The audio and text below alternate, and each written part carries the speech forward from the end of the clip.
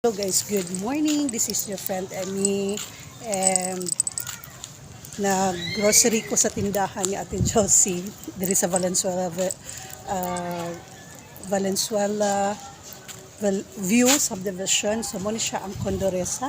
I love Condoresa. So muna ilang mga units diri guys.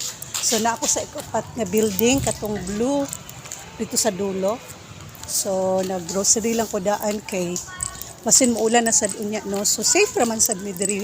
Then nag-off ang kuryente kagabi, nibalik residential, usog lang jud kay ang hangin. So mga 1 AM na ko nakatulog.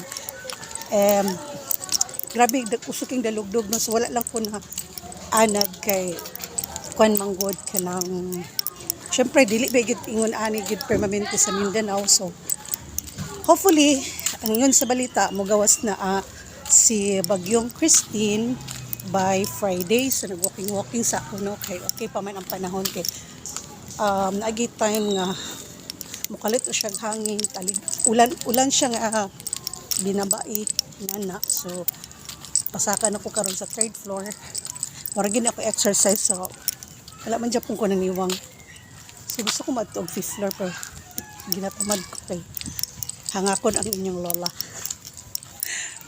So muna chill lang sa ta karon kay daghan kay stranded karon even sa barko and airplane no.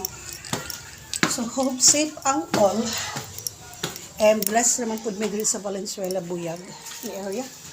Walay wala man say baha, pa lang gyud, safe lang gyud, keep safe lang gyud ta kay isod kay ang panahon no. Sa man akong view karon.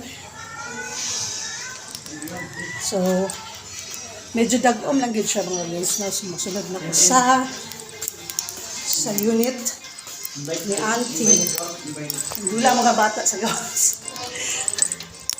So say hi to my feet nga sa kadulong kaayo no. So mara to mga guys, see you on my next video. Please like, share and comment down below. Thank you so much for watching. Bye for now.